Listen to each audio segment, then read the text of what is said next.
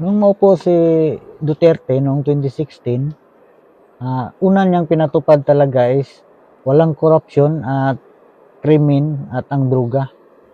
So, ginawa niya yon dahil ang gusto niya talagang mangyari na ang ating mga kabataan, mga anak natin, mga apo, mga anak ng taga-OFW ay maging ligtas sa galing katrabaho. Ligtas ka pag-uwi mo, walang delikado sa daan. Kaya inuna na yung krimen, droga. Number 1 yung droga at ang korupsyon.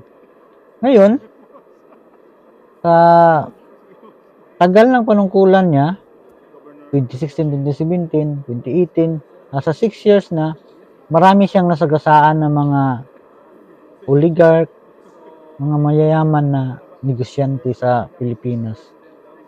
May mga network siyang nasagasaan, may nasingil siyang mga billions na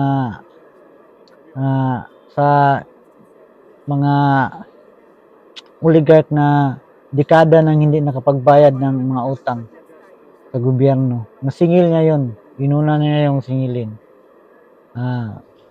Billions yung nasingil niya gaya ng sa Mighty Corporation, ABS-CBN, yung may-ari ng PAL. Nasingil niya yan ng mga billions at nagbayad. So, marami siyang nasagasaan ng mga mayayaman. Pati na yung mga media. Doon ko nalaman sa isang interview niya, yung sinabihan siya ng Rappler na nag-intervene daw si Senator Bongo. Hindi pa siya senator dati.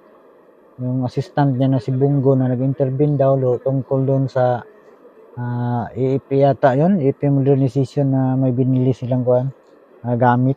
Hindi ko lang sure.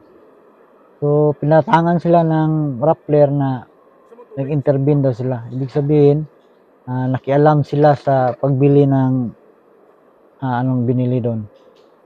So, parang pinapalabas nila na pinipirahan nila yung pagbili ng gamit.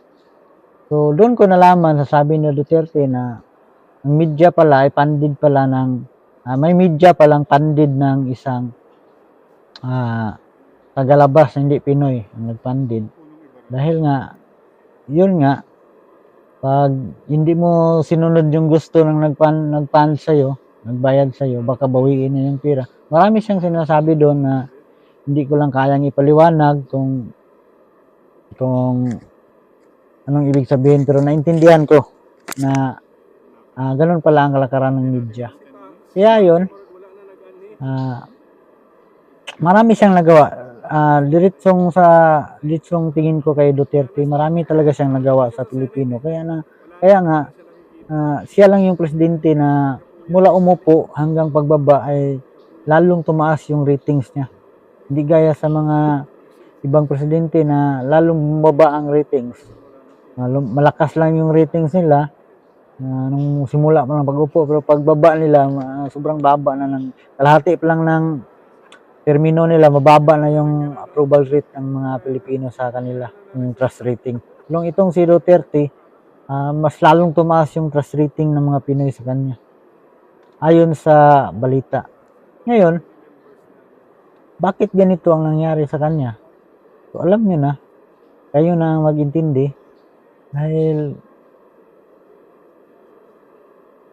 marami siyang nasagasaan. Maraming galit sa kanya. Isa na yung mga drug lord. Malaking negosyo kasi yung drugs. Mayayaman yung mga drug lords. Kaya nilang kontrolin ata itong Pilipinas kung sa yaman, dahil mayaman yung mga drug lords.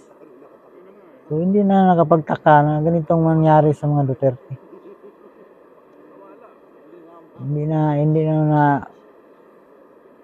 Hindi mo na ma-question yan dahil siyempre, marami kang nasagasaan, so pwede kang balikan. Kaya ganito, alam mo naman ang pera, maraming magagawa ang pera. Pag may pera ka, kaya mong baliktarin ng lahat. Kaya mong kontrolin kahit anong media pa yan o vlogger, kaya mo lang Kaya mo yang kontrolin kung may pira ka. Kaya mong paikutin ang panahon kung may pira ka. Yun nga ang sabi nila, ang kumukontrol ng bansa ay ang mayayamang tao. So, naintindihan na natin kung bakit ang ganito ang nangyayari ng mga Duterte. So, sabi nga nila, panahon lang yan. So, hindi na nila panahon ngayon. Iba na ang naghari. Wala na tayong magagawa. Halimbawa ngayon, kinokontrol na nila ang mga vloggers, mga social media. Sinimulan na nilang kontrolin. So, ang hirap